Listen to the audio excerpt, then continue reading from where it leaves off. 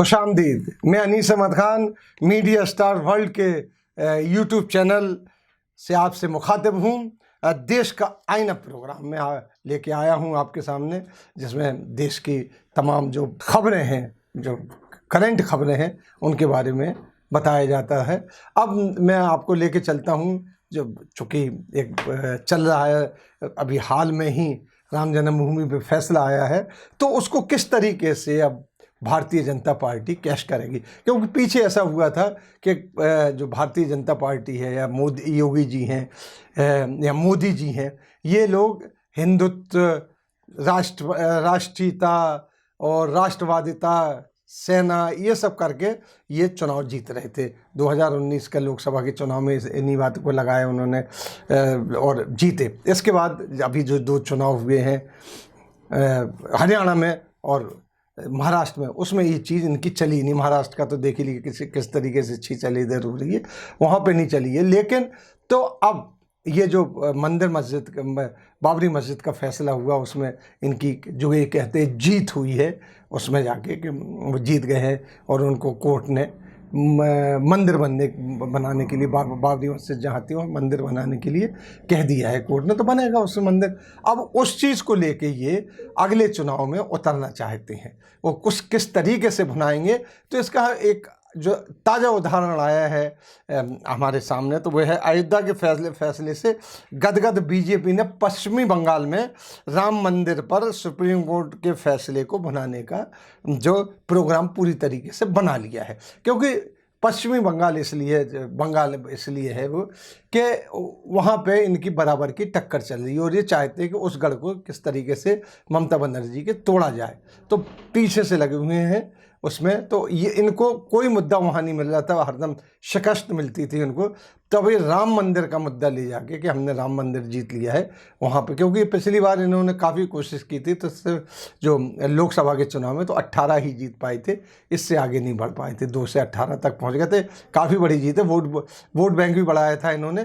लेकिन उसके बाद ये चाहते हैं कि अब उसमें पूरी तरीके से करने के लिए, और ऐसा नहीं है, पूरे देश में अब इस राम मंदिर को लेके जाएंगे और ये कहेंगे कि भाई हमने राम मंदिर वादा किया था, जैसा वैसा हमने राम मंदिर को ले लिया। तो अब ये शुरुआत पश्चिमी बंगाल से करना चाहते हैं उसके, क्योंकि असम में एनआरसी के मुद्दे पर जो 12 लाख से अधिक जो हिंदुओं को बाहर किया गया है, हालांकि वैसे तो उन्होंने 19 लाख का वो दिया था, लेकिन उनमें से 12 लाख हिंदू हैं, बाकी कुछ नेपालीज हैं और कुछ ऐसे लोग हैं जो मर गए हैं, उनको सब मिलाया जाए तो 12 लाख। तो उसमें इनकी बड़ी छींचा-लेदर हो रही थी कि एनआरसी, उसमें हमारे जो मतलब ये थे अमित शाह, तो वो तो ये कहते हैं कि चुन के मैं निकालूंगा बाहर जो बांग्लादेशी आए हैं। बांग्लादेशी से मुराद उनकी होती थी मुसलमान आए हुए हैं, उनको बाहर निकाल दूंगा, इस तरीके से वो एनआरसी को उन्होंने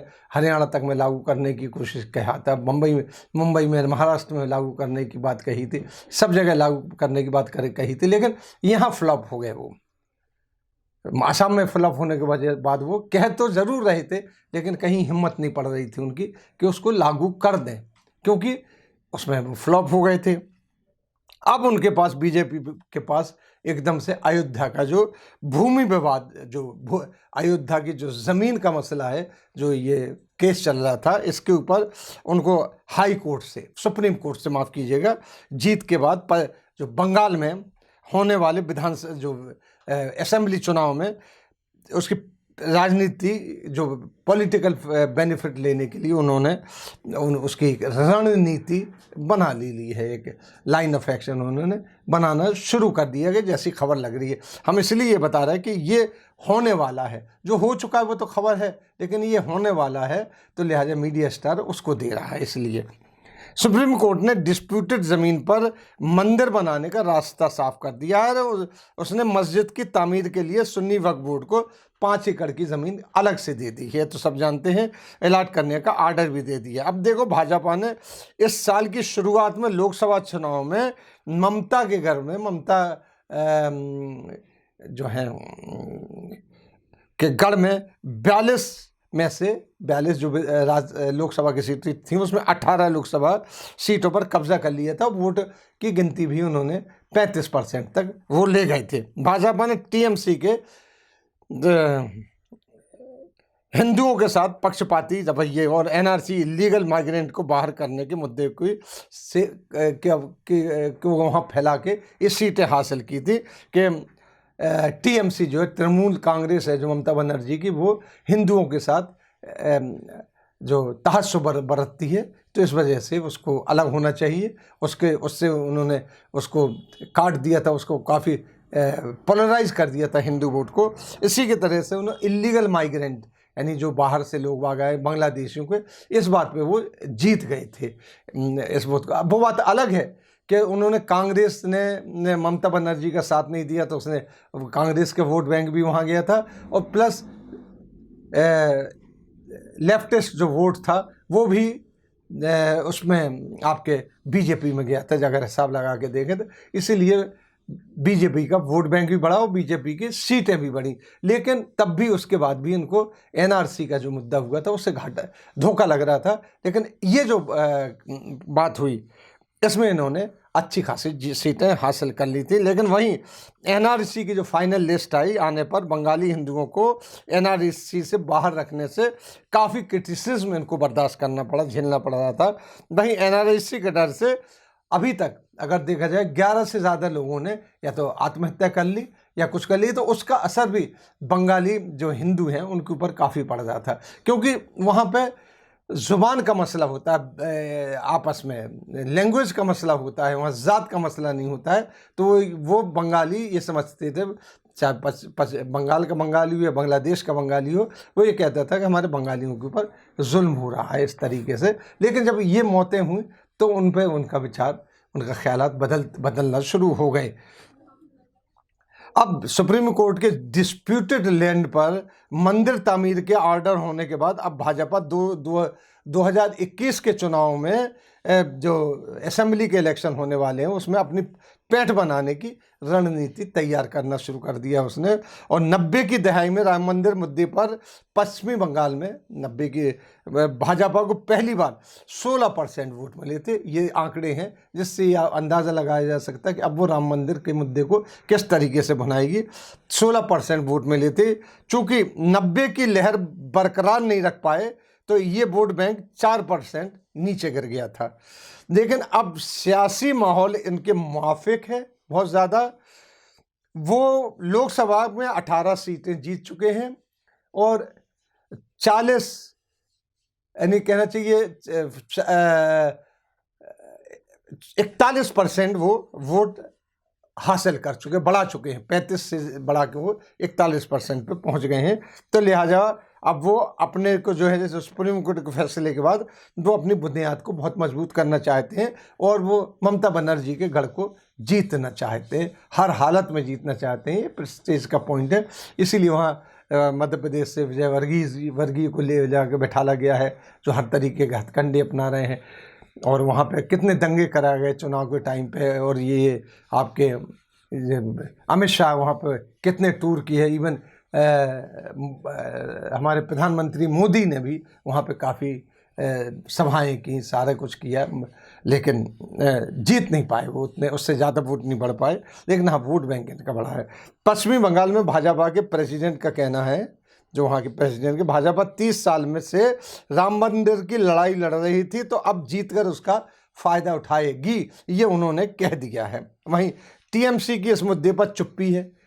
टीएमसी कुछ नहीं बोल रहा है इस मुद्दे पर। तृणमूल कांग्रेस की जो ममता बनर्जी ने है, उन्होंने जीत के मामले पे कोई बयान नहीं दिया कि एक अच्छी है बुरी है। वो खामोश हैं क्योंकि वो सोचते हैं कि हमारा जो अगर हम और इसको ये जो बीजेपी वाले ये कह रहे हैं कि ये मुस्लिम अपीजमेंट है, मुसलमानों के डर से ममता बनर्जी ये नहीं बोल रही हैं, तो हिंदुओं को इस मामले में बरगला रहे हैं। वो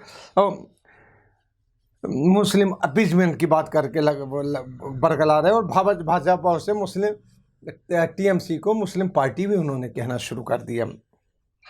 अब इस मुद्दे को वो बराबर भुनाएंगे। उसकी वजह है कि आप ये देखिए कि आगे चल के जिस तरीके से खबरें आ रही हैं कि जो प्रधानमंत्री मोदी हैं वो राम मंदिर जब बनेगा तो उसका उद्घाटन करेंगे, उसका भी पूरी की पूरी तरीके से उसको टीवी चैनलों पे सब पे उसको इवेंट क्रिएट कर दिया जाएगा और बनाया जाएगा कि देखिए कितने बड़े विशाल मंदिर को जो इतने साल से झगड़े की बना हुआ था, 150 साल से तो उस पर केस चल रहा था, कोर्ट केस चल रहा था, हमने जीत लिया क्योंकि इनका शुरू से ये मुद्दा था कि राम मंदिर बना के रहेंगे तो हम आपको बना के दे रहे हैं, तो दोबारा से रिवाइव करेंगे। इसी तरीके से जो महाराष्ट्र में एक बात हुई, आप देखिए कि इसका जो आउटकम बता रहे हैं कि राम मंदिर के महाराष्ट्र में आप देख रहे हैं कि वहाँ राष्ट्रपति शासन लग गया, यानी प्रेसिडेंट रूल वहाँ पे नाफिज कर दिया गया है। तो अब जो है थोड़े दिनों बाद बीजेपी नहीं चाह रही है वहाँ पे कि वहाँ पे दोबारा सरकार किसी की बने, वो चाह रही है कि ये जो प्रेसिडेंट रूल है एक ख़ास मुद्दत तक चलता रहे, इसके बाद वहाँ पे इलेक्शन कराए जाएँ और जब चुनाव कराए जाएंगे तो वहाँ फिर वो राम मंदिर का मुद्दा लेके आएंगे, क्योंकि वहाँ पे महाराष्ट्र में राम मंदिर अब चलेगा, क्योंकि पहले इन्होंने राष्ट्रवाद चलाया था, इन्होंने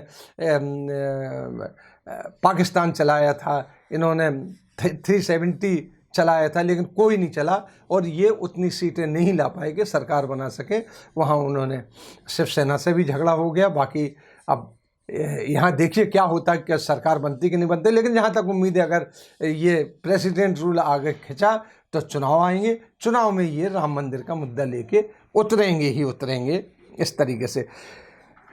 अब बिहार भी इलेक्शन है तो बिहार में आप देख लीजिए, बिहार में जहाँ की बात करें वहाँ भी आप देखिए बहुत ज़्यादा कम्युनलिज्म है और सांप्रदायिकता कहना चाहिए, तहज़्ज़ुबी लड़ाइयाँ काफ़ी ज़्यादा होती हैं वहाँ पे। तो वहाँ पे भी जब चुनाव आएगा तो उनकी नीतीश की जनता दल से इनका काफ़ी 36 का आंकड़ा होता चला जा रहा है। तो वहाँ पे भी ये जाके अब सीधे सीधे राम मंदिर का मुद्दा लेंगी और वहाँ चल भी जाएगा, क्योंकि वहाँ आप देख रहे हैं कि काफ़ी कुछ चीज़ें होती हैं जिस तरीके से राम मंदिर के ऊपर और दूसरी चीज़ों के रामनवमी में जो झगड़े होते हैं, सारे दंगे होते हैं बिहार में, तो वहाँ राम मंदिर का मुद्दा है पूरी तरीके से चला के बीजेपी की सरकार लेना चाहेंगे। हाँ, दिल्ली में ये मुद्दा नहीं चलेगा क्योंकि दिल्ली में बिल्कुल डिफरेंट मुद्दा चलते हैं। जब हवा चल रही थी तो उस मौके पर आप देखिए कि आप पार्टी को जिताया था दिल्ली में, जो किसी भी तरह के से किसी भी रिलीजियस बैकग्राउंड से नहीं आई थी ना, उन्होंने कोई मुद्दा लिया था, उन्होंने सिर्फ विकास का मुद्दा लिया था, तो जीत गए थे। इस तरीके से देखिए कि अब ये हर जगह राम मंदिर का मुद्दा भुनाएंगे जहाँ जहाँ चुनाव होना है, और जहाँ हो चुका, जैसे हरियाणा में हो चुका है तो वहाँ तो कोई बात नहीं है, जहाँ हो चुका है वहाँ कोई बात नहीं है, लेकिन अभी हरियाणा ये हर जगह करेंगे।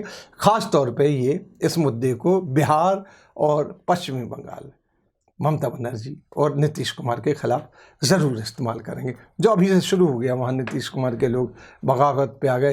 हालांकि अभी जो चुनाव होने जा रहे हैं झारखंड में, वहाँ भी ये मुद्दा चलेगा, ये चलाएंगे का। हालांकि वहाँ बड़ी टूट फूट चल रही है, लेकिन वहाँ भी ये राम मंदिर का मुद्दा लेके जाएंगे। तो राम मंदिर का मुद्दा इनका अल्टीमेटली पॉलिटिकल वेपन हो गया है एक किस्म से, उसको भी इस्तेमाल करेंगे। इसी के साथ हम आपसे लेते हैं विदा, अगले अंक में फिर हाजिर होंगे, तब तक के लिए दीजिए मुझे इजाज़त।